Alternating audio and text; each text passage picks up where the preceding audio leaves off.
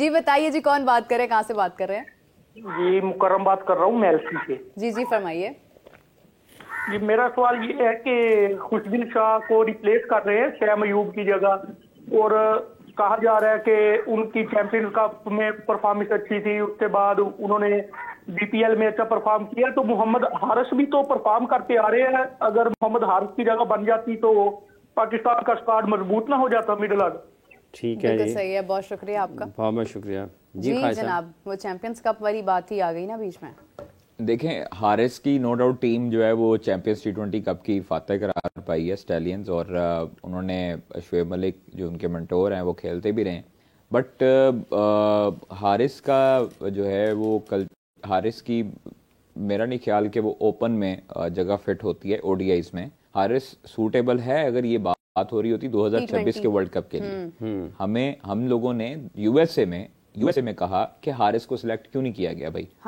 हारिस जो है वो आउटसाइड कंडीशंस का बहुत अच्छा तगड़ा प्लेयर है, तेज कंडीशंस का भी अच्छा प्लेयर है। आप साउथ अफ्रीका में हारिस को T20 लेके जाते, आप ऑस्ट्रेलिया में T20 के लिए आप लेके जाएं हारिस को, तो वो आपको कभी भी मायूस नहीं करेगा। वो ऐसा नडर प्लेयर है कि वो तेज आती बॉल को मारता है, इधर रुक के जब बॉल आती है तो वो फंसता है थोड़ा सा। आप एशियन कंडीशंस में आप उसको स्टैट्स देख लें, आप बाहर उसकी लीग्स के स्टैट्स वगैरह देख लें, तो वो कदरे बेहतर नजर आता है।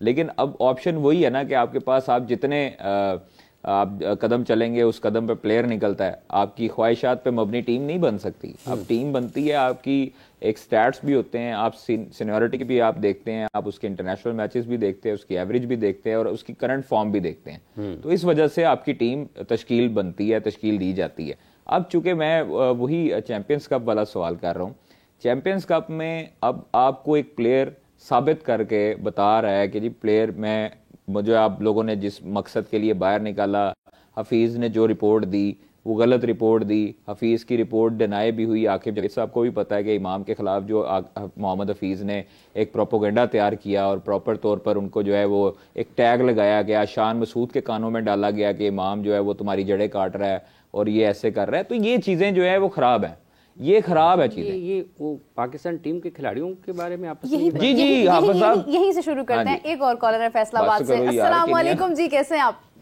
कहाँ से बात कर रहे हैं? फैसलाबाद से कौन बात कर रहे हैं? जी मैं अली रजा फैसलाबाद से बात कर रहा हूँ। जी फरमाइए।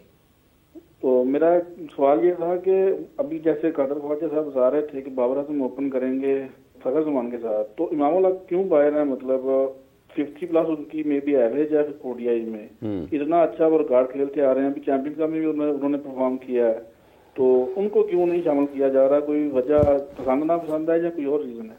जी बहुत शुक्रिया आपका। वही बात सही कह रहे हैं, वो पसंद नापसंद का ही कल्चर हो सकता है, अदरवाइज और उनका आप मुझे बताएं हाफिज साहब कि क्या ऐसा कोई हो सकती है स्टैट्स के वो बाहर रहें। एक आपका ओडीआई का प्लेयर 50 से अबव एवरेज हो, बाबर के बाद उसकी एवरेज पूरी टीम में ज्यादा थी, उसने हर जगह परफॉर्मेंस करके दी आपको क्रूशल मैच जो ऑस्ट्रेलिया वाला आपको याद होगा, काफी रन चाहिए थे, बाबर और इमाम ने 100 किए। फखर इमाम की जो जोड़ी थी वो सबके सामने थी। फखर इमाम की जोड़ी जो है वो 100+ पार्टनरशिप आपको कई मरतबा दे चुकी, सक्सेसफुल जोड़ी है।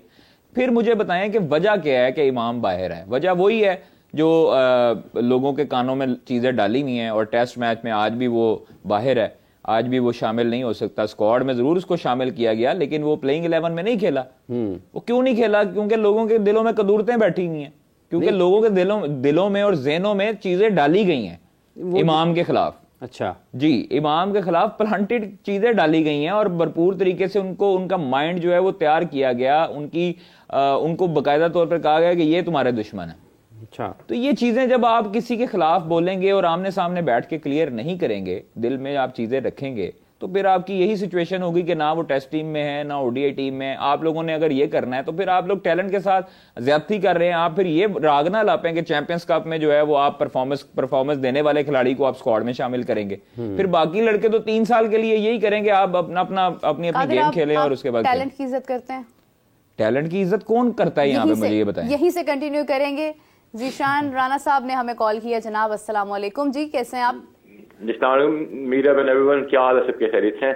बिल्कुल खैरियत। मेरा एक क्वेश्चन है अबाउट खुशदिल शाह। खुशदिल शाह के ऊपर मैंने भी आपकी डिस्कशन सुनी है, क्या क्वालिफिकेशन क्राइटेरिया उसका है, इसके अलावा कि he was given favour by Mohammad Rizwan, ये क्या स्टेप बैकवर्ड्स नहीं है हमारा खुशदिल शाह को रखना, पहली बात। और दूसरा, why I do not here anyone talking about Aqib Javed. Aqib Javed को क्यों किसी भी जगह पे लोग प्ले नहीं कर रहे, डिस्कस नहीं कर रहे? Did not deserve a chance to be in the team in any format? ये मेरे 2 क्वेश्चन है, बाकी I am all good, I am just watching the show. Thank you. बहुत शुक्रिया राणा साहब। आज तो एंट्री मारी है बड़ी इन्होंने शो के अंदर जी राणा साहब। ख्वाजा साहब नहीं राणा साहब नहीं, वही डिस्कस कर रहे हैं। निशांत भाई कह रहे हैं कि आकिब जावेद को डिस्कस नहीं कर रहे। तो ये अभी जो डिस्कशन हो रही है ये उन्हीं के ऊपर हो रही है कि आकिब जावेद हेड कोच तो हैं अब पूरी पाकिस्तान टीम। नहीं, आकिफ जावेद, सॉरी मैं आकिब जावेद समझ रहा हूँ। आकिब जावेद अब हैं, लेकिन आपके पास आप देखें ना, अब आपके पास ऑप्शंस क्या हैं? आपके पास 3 प्रीमियम फास्ट बॉलर आपके पास मौजूद हैं। या तो आप नसीम को रेस्ट करवाएं चैंपियंस ट्रॉफी में, आप नसीम की जगह आकिब जावेद को शामिल करें। नो डाउट आकिब जावेद की परफॉर्मेंस है और उसने परफॉर्मेंसेस दी हैं डोमेस्टिक में भी, चैंपियंस कप में भी, आपके मुख्तलिफ मैचेस में भी, PSL में भी इवन बहुत अच्छी परफॉर्मेंसेस दी हैं। लेकिन आपके पास ऑप्शंस नहीं बचती हैं क्योंकि आपने स्क्वाड 15 का देना है, आपने 45 का स्क्वाड नहीं देना जिसमें आप आकिब जावेद भी शामिल कर लें, आप हसनैन भी शामिल कर लें, आप अब्बास भी शामिल कर लें, आप मूसा खान भी शामिल कर लें। मूसा खान की बात आई है तो मूसा खान ने भी डोमेस्टिक में बहुत अच्छी परफॉर्मेंसेस दी हैं। अनफॉर्चुनेटली हमारे जो सिलेक्टर्स, हमारी जो बाकी लोग मेंटोर्स हैं, वो इस तरफ ध्यान नहीं देते, लड़कों को पुश नहीं करते कि अगर मूसा ने परफॉर्मेंसेस दी हैं तो भाई मूसा की परफॉर्मेंस हाईलाइट करके आप बताएं आगे। मूसा को आगे लाइमलाइट में क्यों नहीं लाया जाता? वो इसलिए नहीं लाया जाता कि उनके मीडिया वाले दोस्त नहीं हैं, उनके लोग जो है वो सोशल मीडिया पर जो पेजेस चलाने वाले लोग हैं वो उनके दोस्त नहीं हैं, उनकी कंपनीज जो हैं, उनके एजेंट्स जो हैं वो अच्छे नहीं हैं कि वो आगे उनको प्रमोट कर दे। वो बंद कमरों में उस्मान वाला के साथ मीटिंग करके अपने लड़के शामिल नहीं करवाते।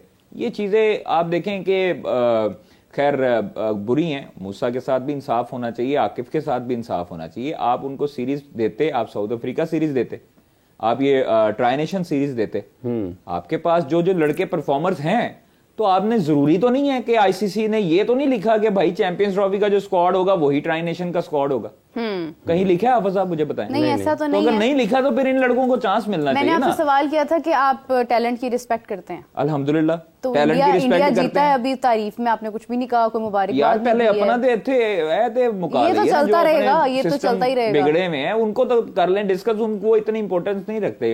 एक और कॉलर जी। अस्सलाम वालेकुम जी, कौन साहब कहाँ से हैं? सर मैं गुलाम का बात कर रहा हूँ सागर से। जी फरमाइए। सर जी साइम अयूब का कोई चांस है अभी शामिल किया जाने का? साइम अयूब का? जी ख्वाहिश सर जी। नहीं सर, साइम अयूब का कोई चांस? बताया कि 19 तारीख को उनका 6 हफ्ते मुकम्मल हो रहे हैं। 19 फरवरी को उनके 6 हफ्ते वो वाले मुकम्मल होंगे जो उनका रिहैब के, जो डॉक्टर ने बाकायदा तौर पर कहा है। मेरी जो मुतअद्दिद क्रिकेटर से बात हुई, इवन आप भी जानते हैं कि ये वाली इंजरी जो होती है, अगर बाहर आउटसाइड पे ये वाली इंजरी होती तो वो ये रिकवर कर जाते। ये इनसाइड इंजरी है उनको, और इनसाइड जब फ्रैक्चर होता है तो वो टाइम लेता है। वो तकरीबन 6 से 7 से 8 माह लेता है उसको रिकवर करने में। तो इसलिए अभी मेरे ख्याल से जो मेरे सोर्सेज बताते हैं, Saim Ayub is out now. Saim Ayub बाहर हैं। और जितने भी लोग हमें देख रहे हैं जी, आप सब लोगों को भी ये जहन में ज़रूर रखना चाहिए, जैसे भी कादिर साहब ने बताया है कि साइम अयूब की इंजरी, उनको घुटने की चोट लगी है, पेट दर्द नहीं है कि डॉक्टर के पास जाएंगे और एक गोली खाएंगे और आराम आ जाएगा और वो अगले लम्हे आपको दोबारा खेलते हुए नज़र आएंगे। इंजरीज़ मुख्तलिफ नौइयत की होती हैं और जो जितनी सख्त जगह पर या अहम जगह पर होती हैं, अगर आपको कोई घुटने में है, आपके टखने में है, आपके कंधे में है, आपकी कोनी में है, आपकी यहाँ पर है, कलाई में है, हर जगह ये वो जगह हैं जहाँ पर आपको ज़रा अगर खुदा ना खासा चोट लग जाए खेल के दौरान तो आपके लिए मुश्किलात होती हैं, उसमें आपको वक्त लगता है। तो आप सब लोग दुआ करें उनके लिए कि वो जल्द से सेहतियाब हों और पाकिस्तान के लिए दोबारा खेलते हुए नज़र आएँ। लेकिन चैम्पियंस ट्रॉफ़ी से ज़्यादा अहम उनका मुस्तकबिल है कि वो लंबा अरसा पाकिस्तान के लिए क्रिकेट खेलें, और बहुत सारे इवेंट्स पाकिस्तान मुस्तकबिल में खेलेगा। 26 में एक वर्ल्ड कप है, 27 में फिर वर्ल्ड कप है, 25 में भी एक एशिया कप का टूर्नामेंट है। ठीक है, तो बहुत क्रिकेट बाकी है उनके लिए। तो जैसे जैसे वक्त आगे बढ़ेगा वो सेहतियाब होंगे और पाकिस्तान के लिए क्रिकेट खेलते हुए नजर आएंगे। राना साहब का सवाल खुशदिल शाह के हवाले से भी था। खुशदिल शाह सर, अभी इस वक्त मैं ये कह सकता हूँ कि खुशदिल शाह अपनी ज़िंदगी की बेहतरीन फॉर्म में है, तो उसको मौका देने में कोई हर्ज नहीं है। अगर उसको मौका मिल रहा है तो वो अगर परफॉर्मेंस देगा पाकिस्तान के लिए तो पाकिस्तान का फ़ायदा है। नहीं देगा तो इरफान खान न्याजी की भी इतनी कोई खास परफॉर्मेंस हमें नहीं लगी, कोई ज्यादा परफॉर्मेंस उन्होंने दी। कोई आपके मिडिल ऑर्डर में कोई टेक के परफॉर्मेंस नहीं देता आपको। आप जिस पे रिलाई करते थे वो अब्दुल रज़ाक थे किसी दौर में, तो वो कंसिस्टेंसी थी ना। नहीं, मैं आज कंसिस्टेंसी भी तो नहीं है। देखें, अगर साइम के साथ कंसिस्टेंसी है तो वही अब्दुल्ला के साथ भी होनी चाहिए थी। रही है, लेकिन अब्दुल्ला ने परफॉर्म नहीं, इतनी नहीं रही जितने हमने साइम को एक किसी दौर में सलमान भट्ट साहब को याद होगा सब आपको, बहुत ज्यादा वो लैग करते थे, एजिज लगते थे। लेकिन एक वक्त आया कि सलमान भट्ट कौमी टीम की जरूरत बन गए। ठीक है, परफॉर्मेंस उस दौर में 50 करके अगले मैच में बाहर बैठ जाते थे जी, ऐसे था वो कंपटीशन क्या था उस दौर में, कंपटीशन बहुत ज्यादा था ना, आपके कंपटीशन बहुत ज्यादा था। आप 50 करते थे तो आपको मानता ही नहीं कोई था। आपको 70, 80, 90, 100 जब आप करते थे उस टाइम आपको आपकी जगह थोड़ी सी पक्की होती थी। अदरवाइज आप अगले मैच में 0, अगले मैच में 10, अगले मैच 50 बाहर, फिर आप साबिक क्रिकेटर कहलाएंगे। तो अब आज के दौर में 30, 35, 40 कुछ तेज करता है, उसको हम हीरो बना लेते हैं, उसको सुनील गावस्कर बना लेते हैं, उसको हम सईद अनवर बना लेते हैं। नहीं, वो चीज है ना, आप 150 के आप मुझे बताएं जिसकी आपने बात की ना, खाई साहब कतक लामे की माजरत चाहूंगा, जिस टाइम में उसमें इमरान फरहत 1, तौफीक उमर 2, सलमान यासर अमीर 4, शाहिद अफरीदी 5, इमरान नजीर 6, इसके शुएब मलिक ने भी ओपन किया। 7-8 तो ओपनर थे पाकिस्तान के, सारे के सारे एक से एक बढ़ के मोहम्मद हफीज आ गए, ठीक है, एग्जैक्टली। तो ये 9-10 बंदे निकलाते हैं उस जगह पे कि ओपनर्स ही थे। ये मतलब शायद अफरीदी मुस्तकिल तो नहीं, लेकिन वो जब जरूरत पेश आती थी वो ओपन करते थे। वो नासिर जमशेद, उसके बाद थोड़ी देर बाद नासिर जमशेद भी आ गए। तो ये पाकिस्तान के पास उन दिनों फिर उस एतबार से अच्छा मैक्सिमम हम अगर देखें ना, हमारे पास जो लॉन्ग टर्म थोड़ा सा चलने वाले ओपनर्स आए हैं वो लेफ्ट हैंडेड बैटर आए, जिसमें हम अगर सईद अनवर की बात करें, हाँ सईद अनवर है, इमरान फरहत है, सलमान भट्ट है, उसके बाद दिशान मसूद अभी आए, उससे पहले 1-2 और भी थे, नाम शायद भूल रहे हैं। उससे पहले देखे ना मुदस्सर नजर और मोहसिन खान भी बहुत मशहूर है, दाएं हाथ से खेलते थे दोनों, ठीक है। फिर उसके बाद आप देखें राजा साहब भी दाएं हाथ से खेलते थे। आपके मुताबिक 70-80 वाला जो है वो हमारे पास प्लेयर होना चाहिए जो कम से कम इतना स्कोर तो करे। नहीं, मैं आपको एक बात बताऊं, हम लोगों ने भी थोड़ी सी क्रिकेट खेली है, थोड़ी सी। हाफिज साहब भी क्रिकेट, बाप साहब ने थोड़ी ज्यादा खेली है, तो माशाल्लाह मेरे से बड़े हैं, फिट भी है ना। नहीं, खाई साहब भी बहुत फिट हैं, आप भी बहुत फिट हैं।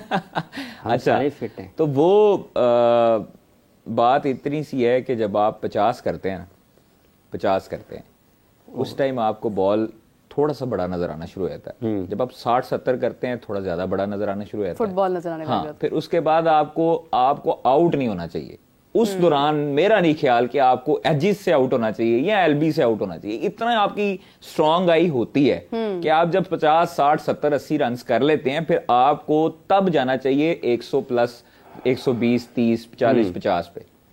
ये आप जब सोचेंगे ना कि मैंने 50 करना है, तो आप 30-40 के प्लेयर हैं।